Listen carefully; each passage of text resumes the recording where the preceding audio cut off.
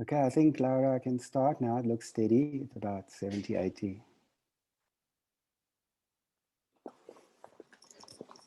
Okay. Hi, everybody. Welcome. See some faces I haven't seen in a long time. That's always a result of this. Pleased to have, a great audience today.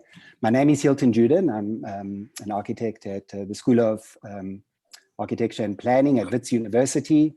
And on behalf of Wits University Press, I want to welcome everybody for the launch or online launch of our book, Falling Monuments, Reluctant Ruins. So on behalf of Wits University Press and the School of Architecture and Planning and History Workshop at Wits University, I want to welcome everybody to this launch of the book. It's the first kind of public event we've had around the book, although it's been available for the last month or so. I want to really thank History Workshop for supporting this project all the way from its start in, I think it was 2017 with the conference and colloquium around the subject in 2018, which together with Ariana Lozani, we carried through to the book we're discussing today. We had a number of supporting advisories on that, but the main thanks I think should go to Wits University Press. That's Roshan Kadar, Veronica Klipp, Catherine Demerel, Kirsten Perkins, and Corina van der Spel. They, the people who are really behind the book, which has been in the making for the last 18 months. The other people who are, some are here and not all of whom are going to be present, I just want to mention, I'm going to share my screen now.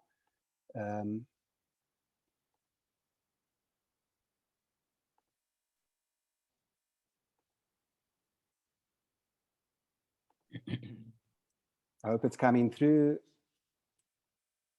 I think, Ariana, if you can just confirm, eh? Yeah, great. Okay, so I want to use this opportunity to, let's see, okay, I've got a prep there. To talk, just briefly to mention then all the authors, because this is a real collaborative effort all the way back to the beginning, the colloquium and the last 2 years that we've spent together working on the book, some of whom are here.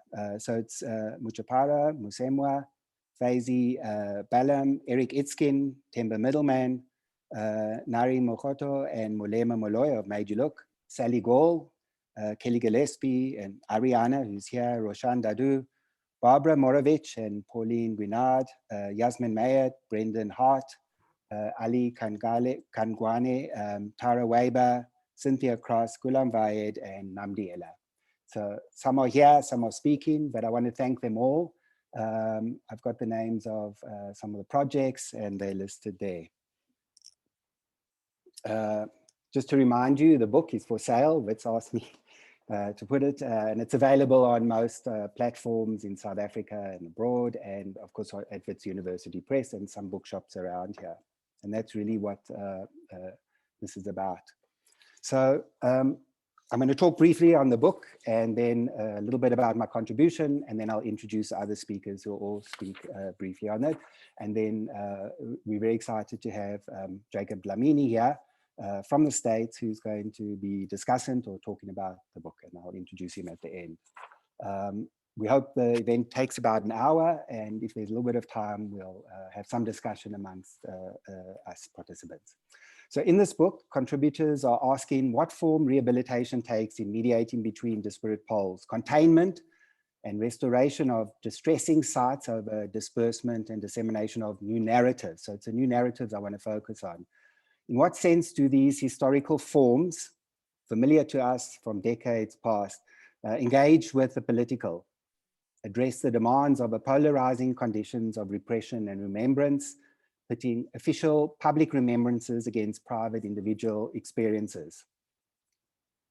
They investigate in this book, our participants, historical architectural preservation, community practice and performance employed as engagement with spaces, as you can see, still convulsive with meaning. Instead of researching buildings alone in considering heritage, history, and memory. They further consider the events themselves and the practices of forgotten communities that do not always sustain historical recognition. With this re-engagement of heritage contributors, we are opening a space to rethink and reassert the place of imaginaries and communities long marginalized. As you can see from the slides, we no longer need cast histories in bronze or carve leaders out of stone. We can turn to patterns of behavior and social practices now as much as historical figures themselves. We can observe nature, listen to each other, we can watch plants grow, we can see buildings decay, and we can turn soil and reflect on a shared landscape rather than dig the trenches of commemoration and battles and war. We remember acts of defiance, for remembering itself is a living process to which we need to return again and again. So alongside historical commemorations and official ceremonies, we might find everyday activities, resistances recalled, and peoples and practices embraced. Clearly, we are not only talking about buildings and memorials, but also about what was not built, designs and communities never considered, and memories not coming to rest on a singular national narrative. So what we are doing in this book is contesting our very notion of heritage, whose it is, how it came about, where we find it, and how we are going to weigh it. Who of us will record it, and who will preserve it? In each of the areas addressed in the book, from burial sites and abandoned buildings to public places, from forgotten sculptures and sites of defiance to reconstituted statues and plaques, who gets to decide and by what means is our heritage to be constituted?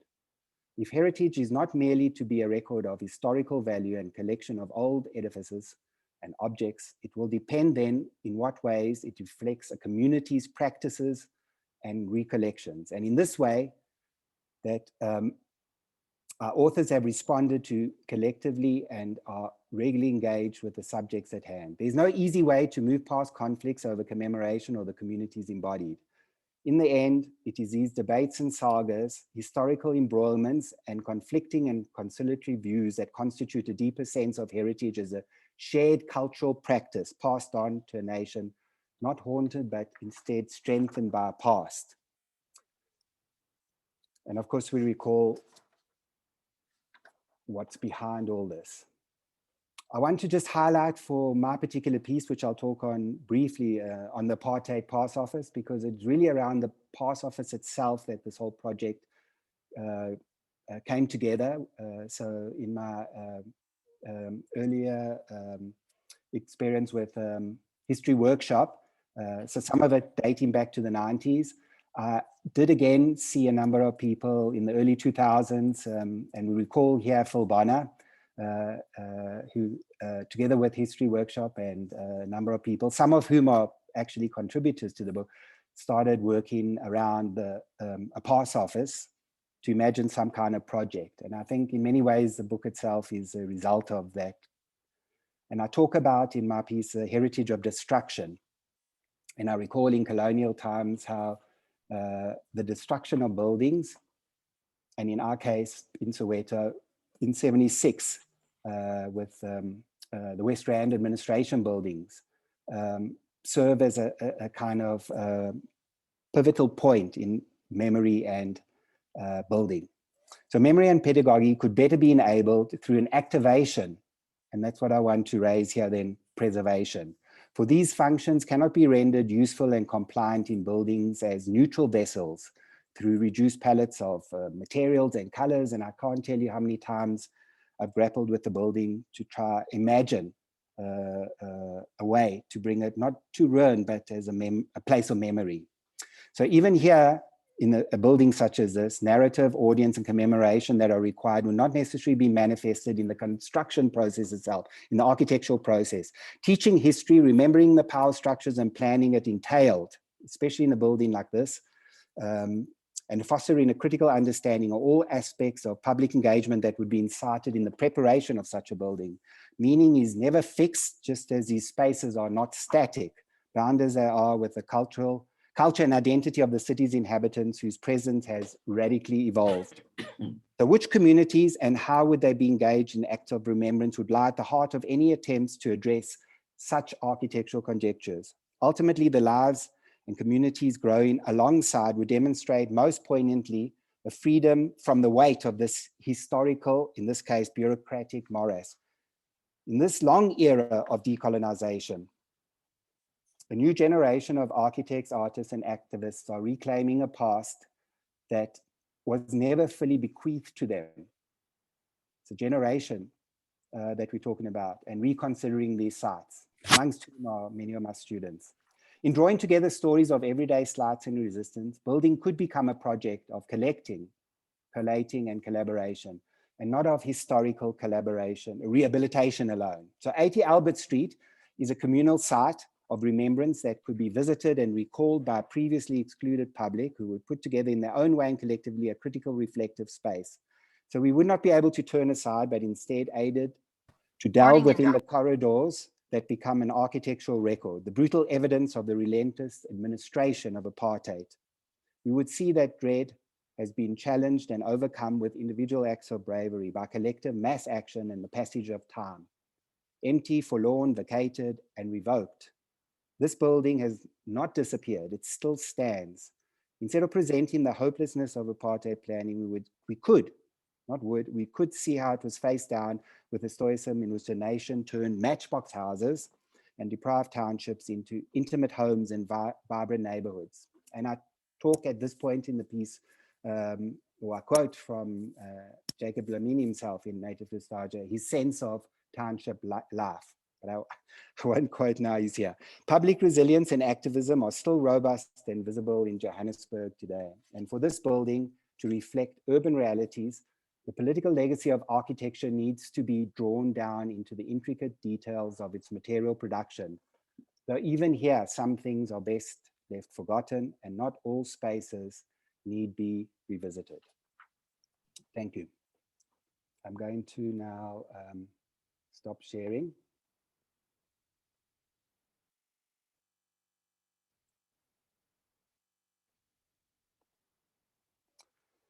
I'm going to invite the first of our speakers, who I mentioned earlier, without whom this project would certainly never have even begun, never mind completed as the book you have here. And that's Ariana Lozani, who's a researcher at the History Workshop, one of the editors of the South African Historical Journey, and well known for her studies around the politics of South Africa's liberation struggle. So welcome, and I hand over to Ariana. Thanks, Hilton. Good evening, everyone. As a contributor, I'd also like to thank Hilton for all his work on this book. It's been great collaborating with you. So congratulations on the book, and congratulations to all the other authors. It's really great to see the book out. I'm going to talk about my chapter a little bit, which I wrote with Roshan Dadu, who's in attendance. So I'm going to speak on behalf of both of us tonight. Our chapter is about an Art Deco building in Krugersdorp called Jubilee House, and about its owners, the Dadus. It comes out of a larger biographical research project on Dr. Yusuf Dadu, a leading figure in the anti-apartheid struggle, president of the South African Indian Congress, and at the time of his death in 1983, chairman of the South African Communist Party. In our chapter, we argue that Jubilee House not only occupies a central place in the history of the Dadu family, but is also emblematic of the experiences and the resistance of Indian traders during the segregation and later the apartheid era. Roshan is Dr. Dadu's daughter. She was born in London after her parents had gone into exile in the 1960s and visited South Africa for the first time in 1993 after her parents had both died in exile. One of the highlights of his trip for Roshan was visiting the family's legendary store in Krugersdorp, which she'd heard lots about and which the family still ran at the time. I need to share my screen quickly. Sorry, I wanted to show you some pictures. But why is it?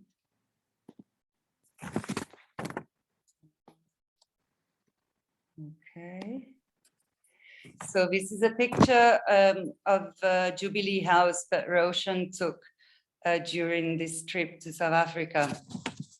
And a few years ago, Roshan and I started talking about a research project on Dadu's life in discussion with one of her cousins, also called Yusuf Dadu. And one of the first things that Yusuf did was to take me to Krugersdorp. By then, the family had sold the business and the building had lost much of its former splendor as it had been turned into a garage called Solly's. But old Indian shopkeepers that we chatted to, that they still remembered how Jubilee House was once the jewel of Krugersdorp.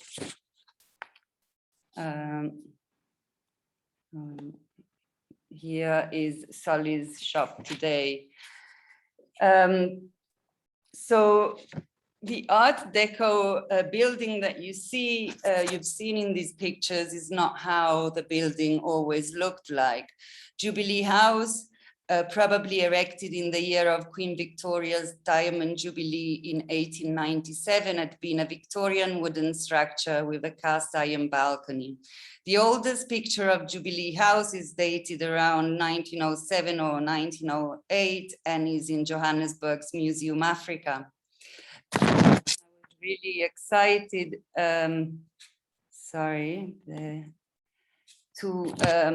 to accidentally come across the photograph while browsing through Rita Potenza's prints at a small stall that she had in Maboneng Market. I don't know if she still has that. But in the photograph, a swarm of locusts, which had hit Johannesburg, clouds the building, and the banner along its sides reads McCloskey and Tewater. The photograph confirms oral histories by members of the Dadu family that Mamuji Mohammed Dadu, or Dadu, the head of the family, bought Jubilee House from an Afrikaner man called Tewater.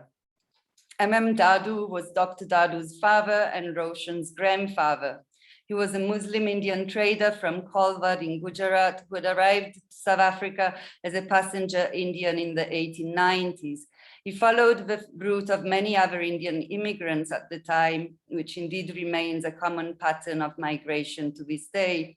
Initially, he worked for another relative in Klerksdorp until he had accumulated enough capital to start his own business in Krugersdorp, which at the time was a booming mining town. And in spite of legislation which prevented Indians from owning immovable property in the Transvaal and that sought to confine Indian residential and trading spaces to racially segregated locations and Asiatic bazaars, Dadu was able to buy a number of stands right in the center of Krugersdorp, in the name of a limited liability company called Dadu Limited. And among these properties was Jubilee House, where he opened a general dealership that over the years the family turned into a sophisticated clothing retailer. Dadu and Sons soon became a thorn in the side of municipal authorities and of white shopkeepers in the town that competed for business with the shop. And in 1919, the municipality tried to have the sale of this and other properties reversed through the courts, but ultimately lost in a landmark case that went all the way to the Supreme Court, which ended up ruling in Dadu's favor. And here is another photograph of Jubilee House with its owners on the balcony. It was probably taken in 1925 during a royal visit to South Africa by Prince Edward VIII, as part of which he visited Krugersdorp. And this photograph still hangs in the manager's office at Solly's shop today. But so in 1940, this building was completely rehauled to make way for the building that still stands today. And the new Jubilee House was a remarkable example of Art Deco architecture, resembling an ocean liner cruising through Krugersdorp. It conveyed optimism in the fortunes of the town and the a la mode fashions to be found within the store. Jubilee House's architects, Kallenbach, Kennedy, and Ferner, were an influential firm in early Johannesburg. And this firm had links to the Indian nationalist movement. Hermann Kallenbach, who was a Prussian-born Jewish architect, was a close friend and associate of Gandhi for over 40 years. So while it's difficult to imagine what aesthetic possessed the deeply religious Muslim Indian trader to create such an iconic structure in the middle of a small town in the Transvaal, these entanglements may provide some explanation for the choice of architects. What's remarkable about the building is the appropriation of Art Deco's self-conscious modernity by an Indian trading family. We argue that the building embodies the determination of migrants to proclaim a prosperous future by claiming central urban space as a way of conveying their permanency within the white town center and economy, and by extension, that of other Indian communities in South Africa's towns and cities. Thanks a lot, Hilton, and over to you. Thanks very much, Arianna. Okay, our next speaker also is well known to many of you, and has a piece in that originally started as an end piece for the book, but became a piece in itself, and he's going to speak a little bit about that. It's Nnamdi Elleh. He's head of our school, Architecture and Planning at Wits. He's originally trained as an architect in the USA, and he received his PhD in art history from Northwestern University. He's one of the more prominent architectural historians from Africa, and his publications include African Architecture, Evolution and Transformation, Architecture and Power in Africa, and Reading the Architecture of the Underprivileged Classes. I want to welcome Nnamdi Elleh. Greetings, ladies and gentlemen, students, colleagues, practitioners. Thank you, Hilton, for the excellent work. Thank you to the editors at Wits University Press, to Arianna, to Hilton, to my colleagues at the School of Architecture and Planning, and everybody and colleagues who have contributed to the text. When I learned about this project in 2018, two thoughts came to the fore for me. Said clearly, I was debating with myself about which path to follow.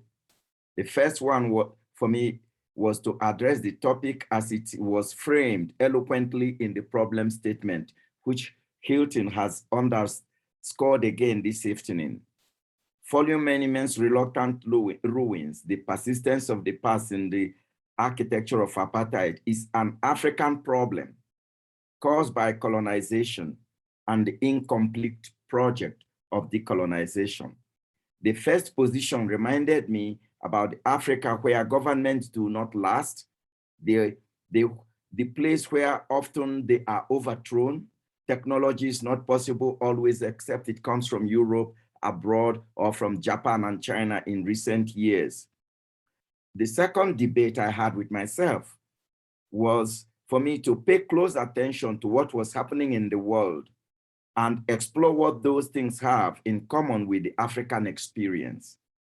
However, the second thought lacked the signature of the well-known colonized spaces that are still rife with poverty, immature democracy, unstable governments, and governments that are headed by dictators. This is stated with huge emphasis on the traumas and the psychological destructions caused to human beings in the oppressive colonial societies, which we must never, never forget.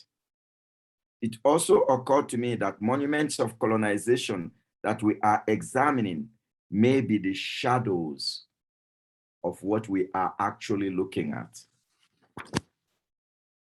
Caught between these two binary perspectives, I looked for a common ground between them. It was the proverbial, for me, it was the proverbial finding one's self between a rock and a hard place. I had to extricate myself from the pincers of my own thought. What if the fallen monuments, the reluctant ruins, the persistence of the past in architecture of apartheid is read as collective social experiences that persist across all societies around the world? What if we see them like that and do not draw distinctions between the East and the West, North and South, but it's just human experience? In other words, what is it that these diverse monuments that were built across Africa and in different parts of the world have in common beyond the materials they are made of and the visual narratives they convey? In regard to the first proposition, in the African continent, the real agency that colonized the people and continues to colonize them is contemporary capitalism, which is known by different names: free market, globalization, neoliberalism, and the modes of its supply and demands of mass-produced goods and services and regulations. This approach does not in any way undermine or underestimate the human traumas of colonization. I call this project of capitalism modernity. The problem is, in the African experience of modernity, capitalism is often very difficult to distinguish from colonization. For that reason, we often see monuments and the scars of colonization because it tells us who, and it is difficult to cast blames at the capitalism, something that operates with certain nebulous scientific constructs and concepts that it's either you have money to participate or you do not, or you are equipped to participate or you do not. So it is difficult to really catch capitalism in the process of oppression. The closest most people come to blaming capitalism is saying the system, corrupt government, corrupt people. Had we had a good leader?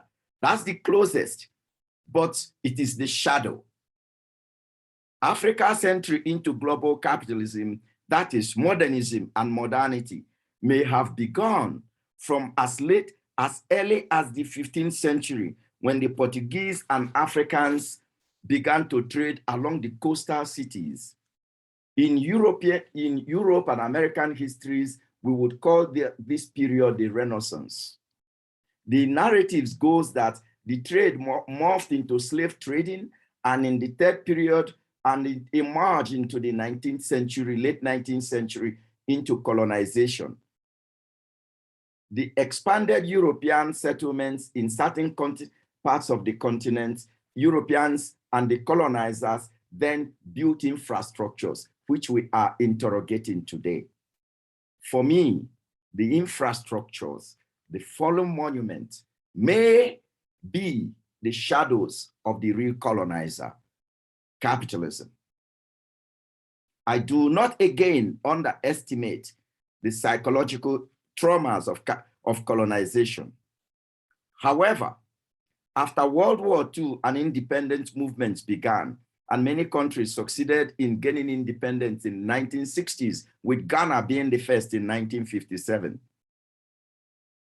It took much longer for the colonial experience to end in South Africa in 1994, after the democracy was proclaimed. Unfortunately, prior to 1994, 1989 and 1991, the fall of the Berlin Wall, the Soviet Union, the Warsaw Pact caused a new way of thinking around the world. Everybody is shy to critique capitalism.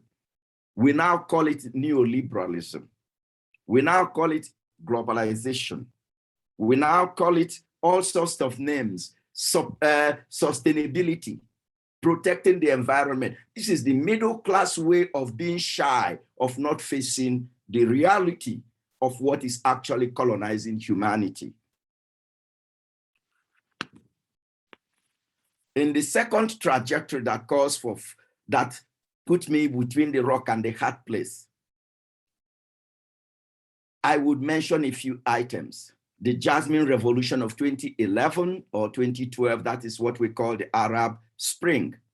Occupy Wall Street, fees must fall, roads must fall, and in recent years, Black Lives Matter, or pro-democracy movements in Hong Kong, or students struggling in Myanmar, or in Iran and across the world. And yes, 2 days ago, there was a coup in Guinea.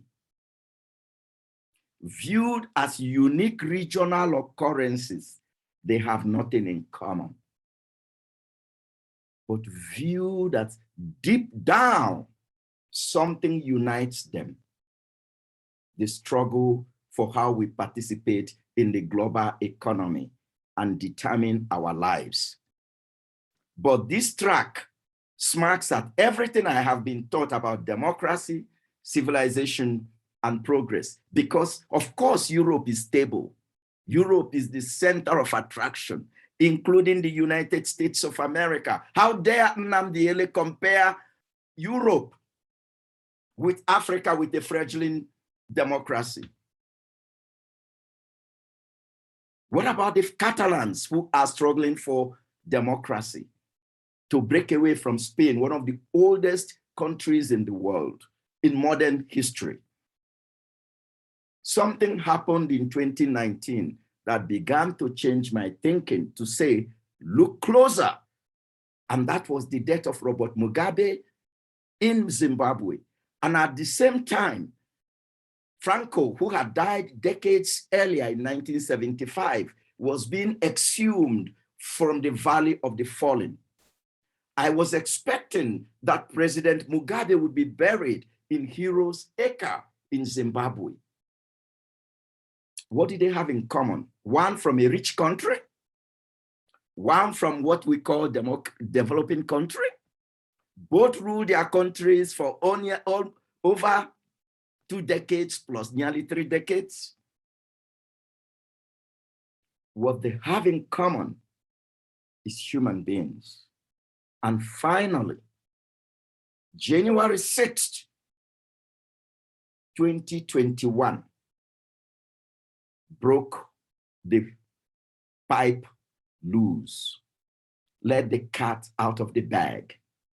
Europe, North America, they have more money, they have more technology, they are human beings like us. Given the opportunity, they would behave as African leaders. There has not been any more epitome of African leader than in the person of President Donald Trump. The failed coup of January 6th, which brings this question: what is the monument we are pursuing? What are we investigating? The monument we are investigating is the fallen human being. It is the rule of law. It is the human being inside us. This does not negate the minor cultural differences: diet, climate, skin color, gender, whatever you may call it. But it does bring to fore that all the struggles, roads must fall, Black Lives Matter, fees must fall, pro-democracy in Hong Kong, they are the same. They are unified by the human experience to be free. And this particular piece, this essay opened for me a model, a portal for looking further. And I would say thank you, Hilton, for allowing me to ask the question to myself: how should we decolonize capital without making the mistakes of the past? And I think that is the question that this compilation raises for me. Thank you. Thank you very much, Nnamdi. I want to call our next speaker, Mucha Musemwa. He's an associate professor of history, and he's the head of the School of social sciences at Wits University. He's past president of the Southern African Historical Society. He's a former editor of the South African Historical Journal, and he serves on the executive of a number of environmental organizations dealing with history and water. He has published widely on environmental history, on water history, and of course, the politics in Zimbabwe. And he's going to join us now. Welcome. Thanks very much, Hilton. Thanks very much, everyone who is tuned in and listening to the launch of this fantastic book. And thanks very much also to you, Hilton, and Arianna for leading this project, as well as Wits University Press. So when I was invited to give a few opening remarks at the 2018 colloquium that then eventually gave rise to this book, I thought mine was going to be a very easy exercise, simply giving a few opening remarks. Little did I know that Arianna would pursue me right into my office to say to me, we would like you to convert your opening remarks to, to a foreword. And that I thought was an easy exercise, but it turned out to be a little daunting for me because I had not even applied my mind as to, whether I really wanted to put these ideas that I just thought were casual ideas, befitting an opening ceremony. But here we are. I now have what is called a foreword, and I am going to just share with you some of the reflections that I had. And at the time of opening this workshop, I thought that something had been evoked in me in terms of my own memories of growing up in post-liberation Zimbabwe, where the post-colonial state, led by Robert Mugabe as president, engineered what anthropologist Richard Webner describes as, quote and unquote, a whole complex of elite memorialism. We witnessed in the early 1980s the construction of what turned out to be the majestic National Heroes Acre, built diagonally opposite the equally majestic National Sports Stadium in Harare, the capital city of Zimbabwe. The National Heroes Acre monument was, of course, built to immortalize the ideals of the anti-colonial struggle and to commemorate the bravery of those who had sacrificed their lives for the liberation of Zimbabwe. But at this national monument, only the elite lie buried. This post-colonial monument to commemorate Zimbabwe's heroic elite has been described once again by Webner as bringing together pre-colonial symbolism, colonial stereotyping, both cultural and racial, social realism, imported from North Korea, whose government co-financed the monument, and national imagery, which is at once divisive and unifying. Yet in 2019, August 2019 to be precise, former President Robert Mugabe, Zimbabwe's longest serving president until his overthrow in November 2017, surprised many Zimbabweans when he informed his family that he did not want to be buried at the National Heroes Acre monument. This, despite the fact that it was a structure which was, to all intents and purposes, his brainchild. The reason given was that he did not want the current president, Emmerson Mnangagwa, the president who displaced him, to officiate because of the way he had removed him from power and failed to apologize for what Mugabe deemed an assault on the Zimbabwean constitution, that is, overthrowing an elected president and his government. This refusal triggered a national debate with social media comments ranging from the relevance of the monument and who is a hero to how Mugabe ensured that a number of his contemporaries, labeled conveniently as sellouts, such as Dlamini and James Chikerema, would not be declared worthy of burial at the National Heroes Acre. But if some thought that Mugabe had missed his words because he was ill and bedridden in a hospital in Singapore, the unfolding conflict following his death on 6 September 2019 between the Mnangagwa government and his immediate family over his burial place showed that he was as obdurate in death as he had been in life.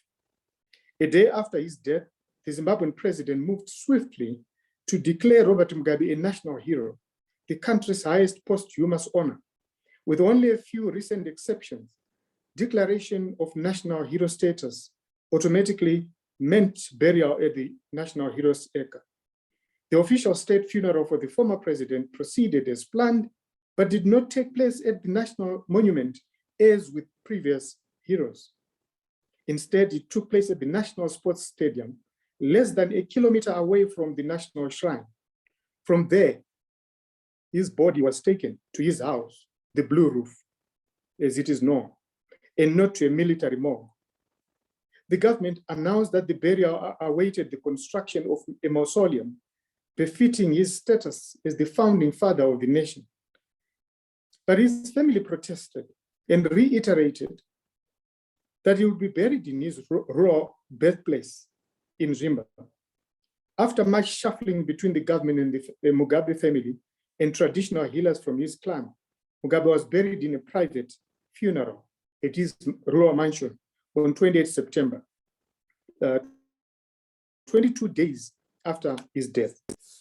The question that then arises is whether Mugabe's snubbing of the National Heroes Acre in preference to being buried at his rural home diminishes the significance of the national monument. Does it now fall away completely or remain as a reluctant ruin, to take part of the book's title, that testifies to this unforeseen episode featuring Mnangagwa and his government on one hand, and the late president's family and his dead body on the other? In his op-ed published in Newsday, Cyprian Ndawana responded, "It is a lame conclusion that without Mugabe, Heroes Acre fizzles out to mere commonplace. But one thing is clear, without Mugabe, the way the National Shrine is viewed, its meaning and symbolism, both within the ruling party and among the public, will change. Not least among the questions likely to be revisited are who exactly is a hero in Zimbabwe's political landscape, and which heroes are deserving of being laid to rest at the national, provincial, and district level commemorative shrines. Will a statue to commemorate Mugabe as the founding father of the nation be erected on a prominent street in Harare, as with the controversial erection in Bulawayo of the statue of his erstwhile political enemy, Joshua Nkomo, turned compatriot after the Unity Accord? Or as we have recently seen, on the 25th of May this year, Africa Day, we saw the erection of a statue of one of the heroines of the liberation struggle, Mbuyane, who was hanged by the British in 1898. Such commemorative projects, as some of the chapters in this book highlight, in South African history, are highly contested and have led to raging debates about their symbolism and who benefits from their construction and display. As such, regardless of the august symbolism of the National Heroes Acre Monument, commemoration was marked by painful polemics when it came to substituting colonial shrines with those of the liberation struggle.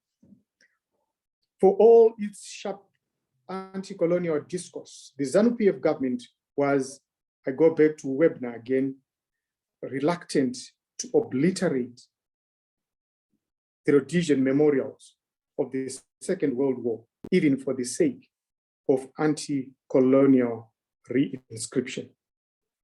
Those who have visited the National Archives of Zimbabwe in Harare will have witnessed in its grounds the statue of Cecil John Rhodes, which used to stand tall on what is now Samora Machel Avenue in Harare. It stood between the High Court and Munumtapa building, where the offices of the president, Robert Mugabe to start with, and then currently Mnangagwa. That's where his offices were. In the same grounds of the National Archives sits the statue of the gold and diamond magnate, Alfred Bate.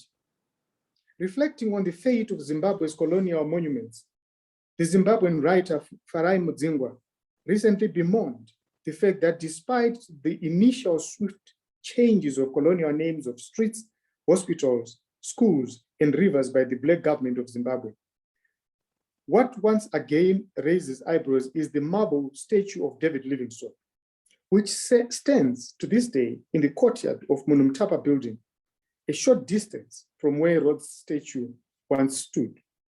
This prompts Mudzingwa to ask what I think is a pointed question and relevant to this book, and that is that whether the vestiges of colonialism are to be erased, preserved, or celebrated. And Mudzingwa concludes, what is clear is that Zimbabwe has a conflicted relationship with its colonial past and relics. Clearly, this is not only true of Zimbabwe. Several other countries on the African continent and beyond have a contradictory relationship with their colonial past and its inherited monuments and architecture, which are a hauntingly enduring presence. Certain themes explored elsewhere in this book confirm these dilemmas in the post-colony in Africa, and as you heard from Nnamdi Elleh. There are traces and vestiges of the past that are difficult to erase and in fact can barely be expunged. From the ashes and ruins of colonial memory arise the memorials of Zimbabwe, Mozambique, Namibia, and South Africa, as does the violence of Zimbabwe, Zaire, and many other independent African countries. I am going to just go to the conclusion I make and skip a lot of stuff in between so that you can buy the book and read for yourself. Colonial ruins and derelict spaces in Zimbabwe are undergoing bitter contestation and continual negotiation as locations of remembrance, as are similar sites in South Africa. It would seem that the policy of reconciliation adopted by the founding fathers of Zimbabwe and South Africa, and I mean post-apartheid South Africa, Robert Mugabe and Nelson Mandela and many others, respectively, continues to loom large in heated debates about whether to destroy, remove, or integrate colonial symbols. Far from providing final answers to the question raised in this book, the arguments are meant to arouse debate about the meaning and significance of structures that continue to overshadow the terrain in particular of South Africa's past.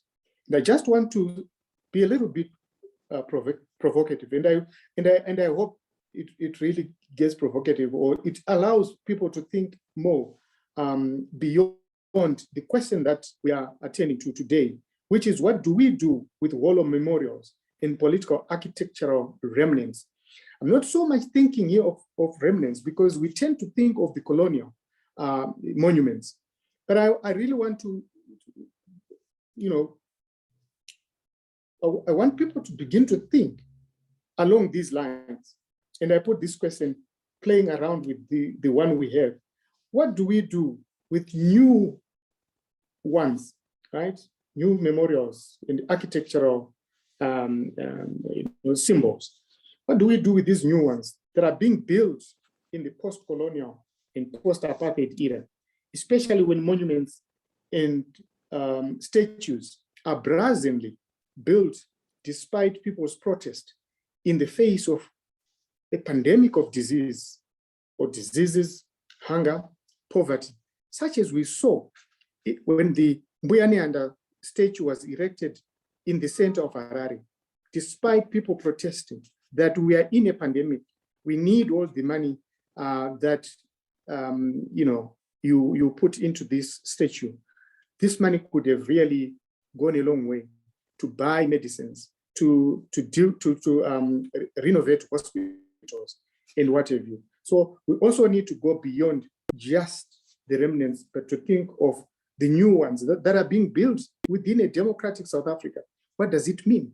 And then you realize that almost every statue, almost every monument is bound to be contested, no matter what, no matter who is constructing it, be it a community, be it an individual, and so on and so forth. So I end here, and I will entertain questions as and when they come. Thanks very much for listening. Thank you very much, Mucha. So just before I go on to our final important discussant, I just want to mention, and it's raised now, the expansion into Africa in terms of some of the issues that were raised by both Nnamdi and Mucha. Importantly, we considered after the conference, and we developed that's history workshop and the School of Architecture, Ariana, myself, and Ali Kanglane. We developed the project that followed in Whose Place, dealing with or confronting the vestiges of the colonial landscape in Africa or Southern Africa. And the three of us now are working on a volume out of the papers from that conference earlier in the year. So I want to turn now to our final discussant and speaker. So one of the great advantages of it online, besides all the difficulties of not being in a room together, is that we can have the next discussant. So Jacob Dlamini is very well known to, I'm sure, most of the audience. He's a historian of pre-colonial, colonial, and post-colonial African history. He's currently an assistant professor of history at Princeton University. He was a graduate of Wits University and Sussex University, and he obtained his PhD from Yale University in 2012. He has held a postdoctoral fellowship at the University of Barcelona, was a visiting scholar at Harvard University, and a Ruth First Fellow at Wits. He started out as a journalist and was a political editor at Business Day. His books include, are very well known to all of us, Native Nostalgia, Askari, and most recently, Safari Nation and the Terrorist Album. So we're all keen to hear from you about a book, that I think in some ways, is one, we hoped you'd be interested in addressing. So welcome, Jacob. Thank you, Hilton, and thank you all for being here. I should also thank the Wits University Press for putting together such a brave but also ambitious book.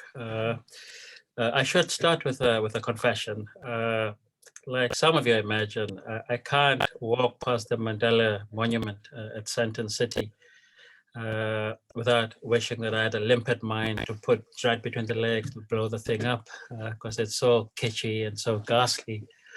But jokes aside, I think Hilton, Ariana, and your comrades, on this project are to be, I think, celebrated, but also congratulated for producing, what is truly an ambitious, collection of essays.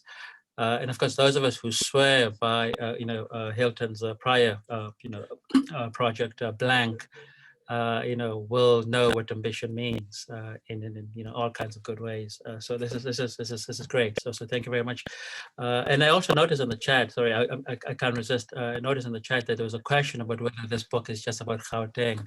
Well, not at all. I mean, as you can tell, just from the comments by Professor Elleh and Professor Musemwa, bracketed,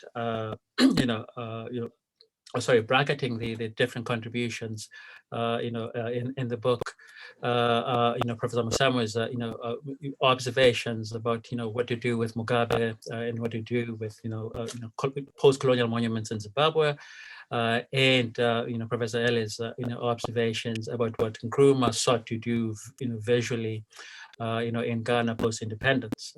So this is truly an ambitious project. And as you know, it's divided into three parts, lands, statues and monuments, and in between, buildings, some of which, Hilton Judin spoke about. And the scale is truly quite impressive. So from the monumental, big objects to family, buildings, as we know from the Dadi story that, Dr. Lissoni related. So quite like that. But I wanted to ask a question, and this is my key contribution. So without going into, each piece, in the volume, I wanted to ask a question that the book raises for me. And in some ways, it's a question that is prior to our fascination with issues of heritage and our fascination with issues of memorialization. And here I should apologize beforehand because I'm going to come across as truly parochial. And the question that this book poses for me, and the question that I want to put to all of us, here, is in some ways a fundamental, a question about the nature of South Africa's transition from apartheid. Was the struggle against apartheid a civil rights struggle? Or was it a revolution? And I think answers to those questions might actually help us come up with different approaches to the different monuments that we've inherited, right? Did we fight a revolution whose purpose was to upend what we inherited from the old order, right? Or did we fight a civil rights struggle, in which Black folks could also have the vote, right? And these, to me, are key questions. And answers to them, I think, will help us, come up with different answers. And I should also just qualify the questions that I'm posing by saying that what inspires these questions for me, R.W. Johnson's, book from 1977, How Long Will South Africa Survive, on the one hand, and an anecdote that I'll share in a second. So R.W. Johnson makes a claim in his book, How Long Will South Africa Survive, that Black South Africans are nothing more than, I'm paraphrasing here, so I may actually be taking some liberties, but he makes the argument, or rather he makes a claim that Black South Africans are like spectators at a tennis match. Yeah, actually, that's a much more faithful way of putting it. That they're like spectators at a tennis match, watching the play of power, between different factions of white South Africa and the outside world, right? And that what Blacks want more than anything else is to be able to participate in this tennis match, right? So that's R.W. Johnson's claim in his book from 1977.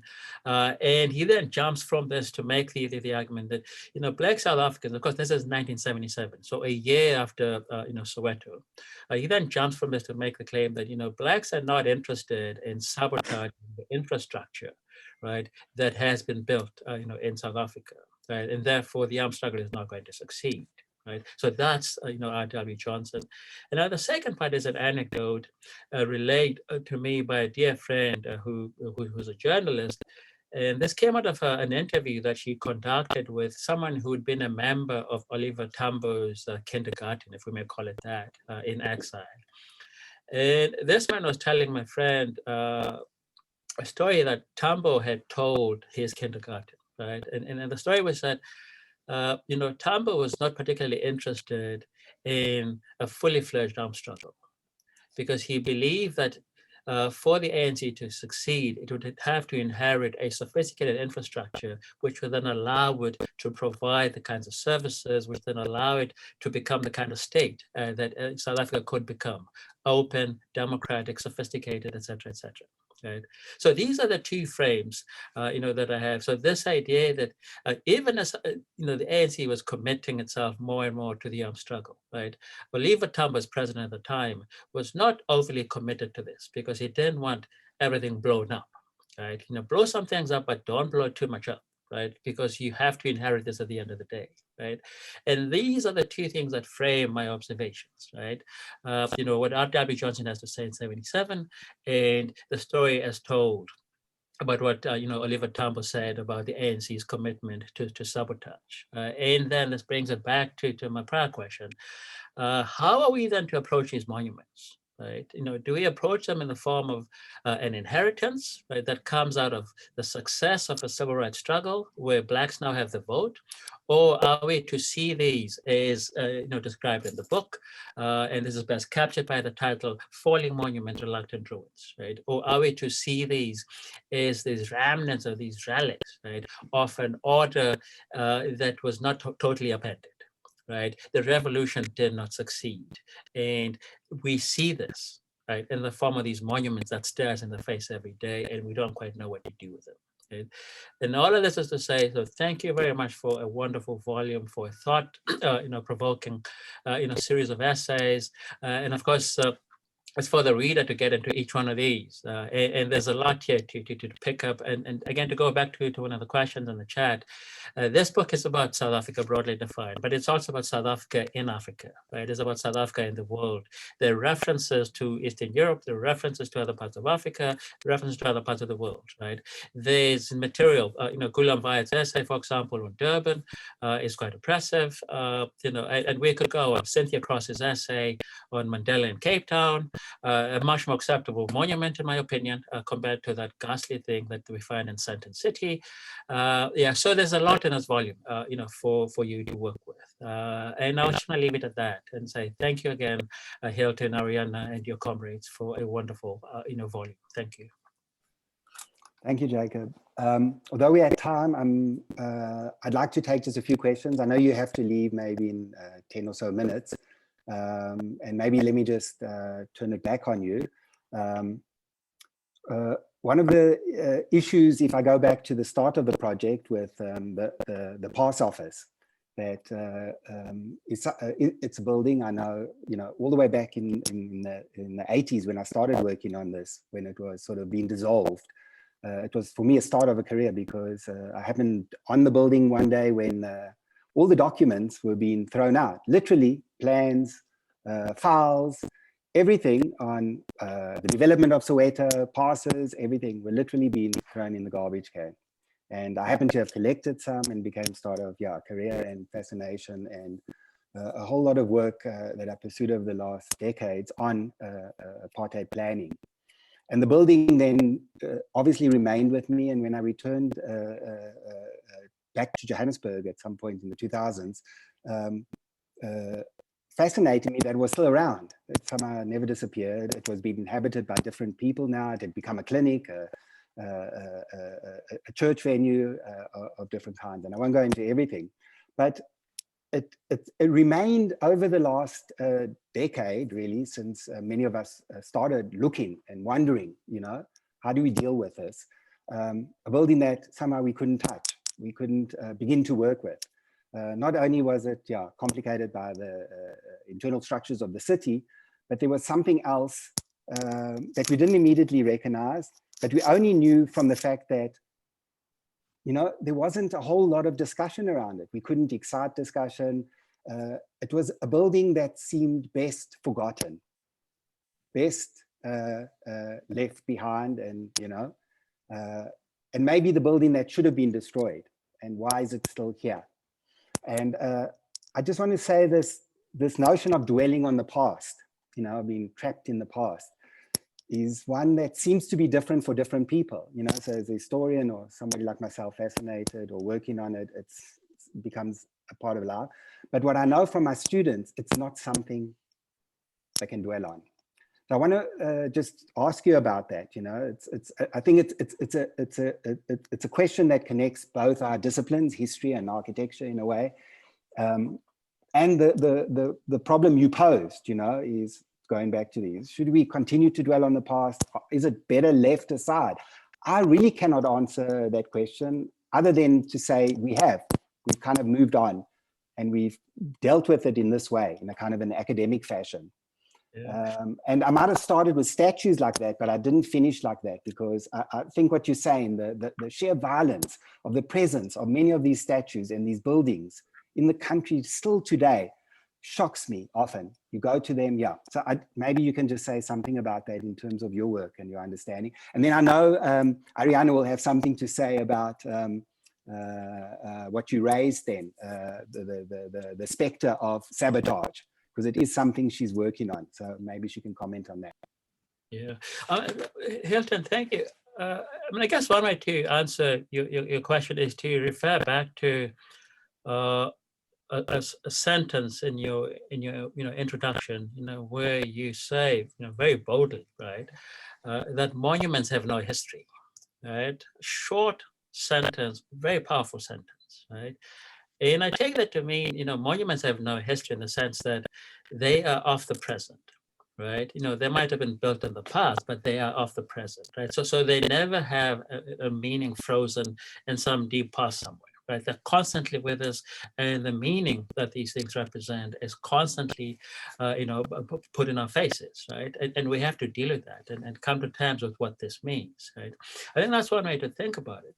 But then the other, I think, way to think about it, in some ways, and I think this is where my sympathies, right, for what might come across as the conservative dimension of poor, or the lives of the poor, right? And then here I'm echoing Barrington Moore, right, who makes this claim that poor people tend to be fairly conservative, right? Because in the event of any uprising, they are the ones who bear the brunt, right, of it. And we saw this quite recently, right? And something I wanted to allude to in my remarks is the prescience, right, with which this book is coming out, right? The timing, like so soon after the devastation and destruction that we saw, with the widespread looting around South Africa, right? I think there's something there, right? What would induce, right? Because poverty is not just a new phenomenon, right? We've had poverty in South Africa for quite a while, right? So what was it about this particular moment around, Jacob Zuma's, incarceration, right? What is it about this particular moment that would induce poor people who will bear the brunt of this, right, to actually guard and raid and loot? Right, and why not see this, right? Every day, right? When on the face of it, I think history tells us that this is perhaps what should be happening, right? There's so much poverty, right? Then how do people survive? Right? And this is just my way of adding my own confusion to I think what is a confusing mix of things. So I don't have a direct answer. But I am of the view, I think, that we should keep these monuments. Right, that we should keep these monuments because these monuments have no history, to go back to what you say in the book, except for what we read into them, but also how we understand them in the present. Right, the best way that I think we can actually deal with these monuments, of course they are offensive. Like I think Verwoerd is an offensive figure, and there's no getting around that. Would be to do what the Czechoslovaks, before it fell apart did, which was to, I think Hungary did this too, right, which was to actually cut these things off to some amusement park somewhere, right? So you don't destroy them, you don't obliterate them, right? You keep them, right? But you don't give them pride of place, right? Because that's what many of these monuments, have. They have pride of place, right? And we need to cut them down to size. And cutting them down to size, I think, means taking them to an amusement park where people can still go to them, right? Can still visit them and see them and engage with them. Our students can still go there and work with them, right? But right, they're not obliterated.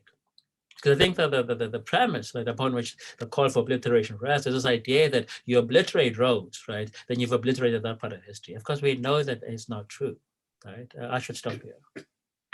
Okay, thanks. I'm sure the others have something to add. Maybe just go to Arianna in terms of the question around sabotage, knowing that you've really addressed it in a piece now in the last conference, and it's something you've been grappling with. Thanks, Hilton. Thanks, Jacob. Yes, just to say that South Africa's was a national liberation struggle. I think we mustn't get confused, not a civil rights struggle, but we did have a negotiated transition, and maybe that's why we are still dealing with a lot of these colonial oppressive remnants and landscapes. And about the sabotage, just to say that, yes, the new work that I am doing as part of this work on the vestiges of colonial landscapes is on MK's Sabotage campaign. Still in the very early beginnings. Of course, you've got a point about having, I think, to keep some of the infrastructure and not necessarily destroying it all. yeah, there are all sorts of other issues. Obviously, sabotage was also, I mean, it's interesting because it's an anti-colonial struggle that targeted buildings and the buildings and the infrastructure that we are talking about in this book were the targets of anti-colonial resistance.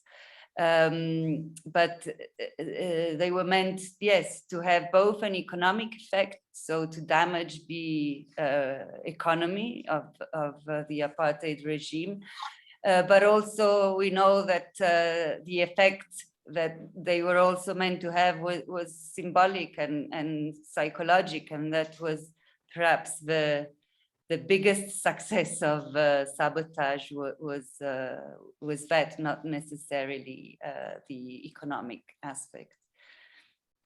Thanks a lot. I'll leave it to the others to come in. Okay, thanks. Maybe Nnamdi, you want to come in? I know you feel very strongly in terms of what Jacob was talking about with statues having a violent presence still, you know, but also the fallacy of, yeah, the destruction of statues bringing about any real change, you know? It appears like I had talked to Mucha and to Jacob earlier, and to Arianna.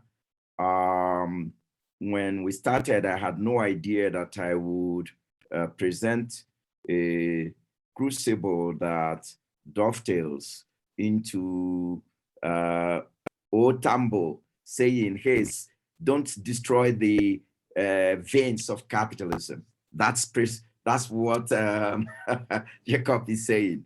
And then that the snob, as I was waiting when Mugabe was to be buried, I was waiting, where would he be buried? Is it at the Heroes Acre? And I had to make a special trip to Zim to look at this place. And Mucha, you are actually on the right, or on the mark. So it comes back to the idea that the more inclusive within the capitalist economy the society becomes, the lesser the tensions in the society will become. Because people who have much don't like to set it on fire. Now, that hypothesis may not always hold true. If we look at what happened on January 6th, I still go back there. That's not an anomaly. That's actually an inept human beings, because it's happening around the world where you have leaders who stay forever. And it is good to see that that there are characters like that in the United States who would support a coup. And whereas we look up to that country following the 1776-1777 revolution, preceded by the French Revolution, followed by the French Revolution of 1789, when regicide was committed. So we don't want to go to deviate too far. The point here is that there is something at stake. People whose stomach are full, who have a place to sleep, don't always like to set it on fire.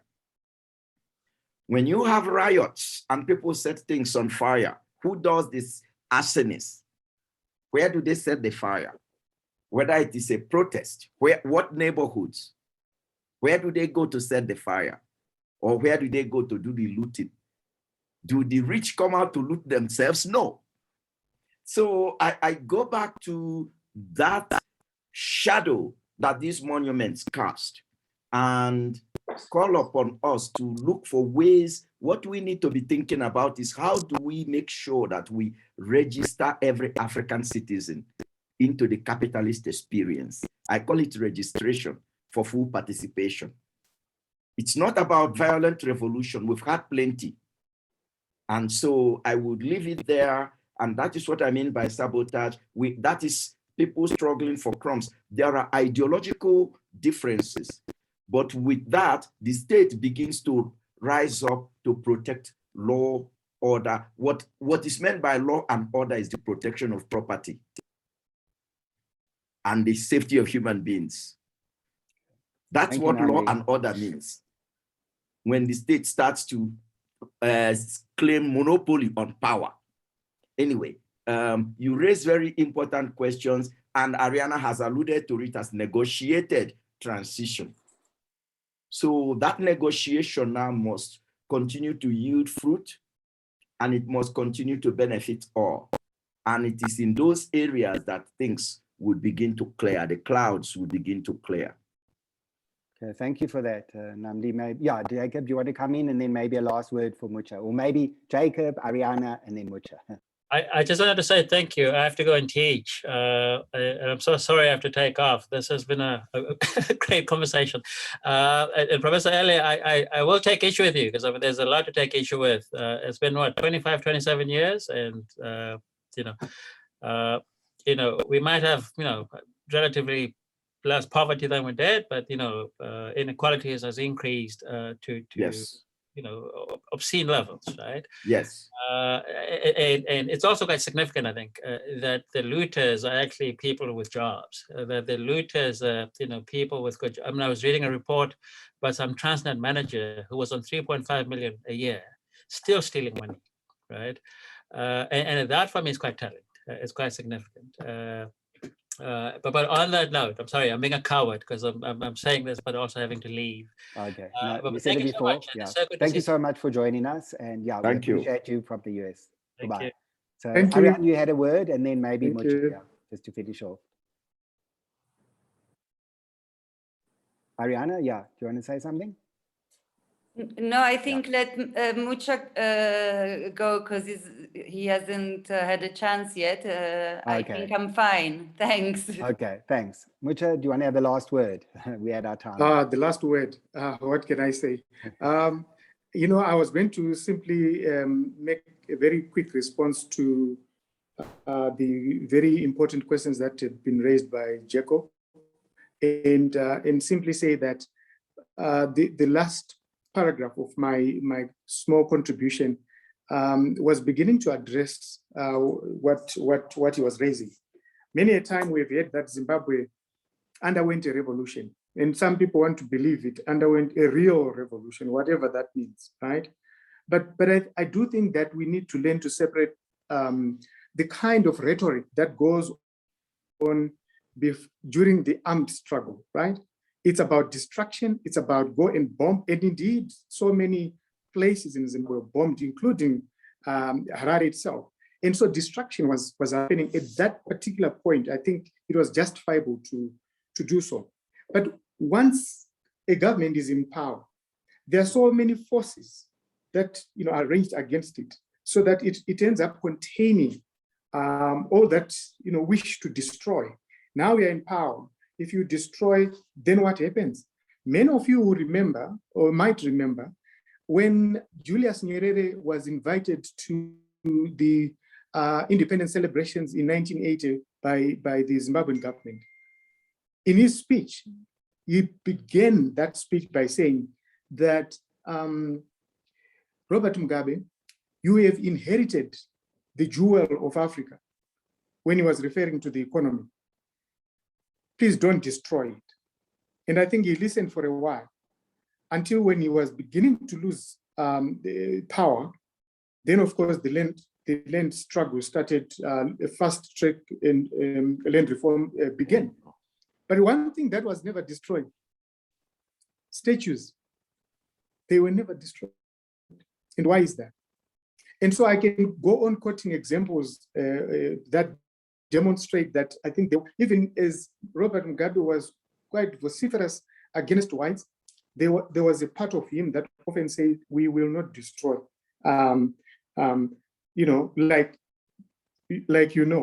The grave of Rhodes. How many times did he threaten that we are going to take Rhodes and his bones and inter them elsewhere? But he never did. So let me end there for now. Okay, thanks, Mucha. Nnamdi, do you want the last word? It's not a last word. There is a question, a curious question: for whom will the Voet-Trekker monument be entertaining when it's carted off to an amusement park? Yeah. And that is the reason I look at monuments as shadows. Voet-Trekker is a space of catharsis. And I think the starting point will be the colonizer and the colonized.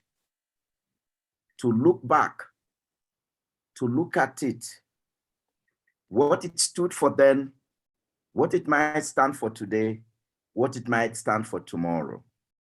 Meanings and histories would be there, but what is the meaning of catharsis in a society? So that the builder and the non-builder can now look at this space as a setting, like mirrors for looking at each other's souls, for coexistence.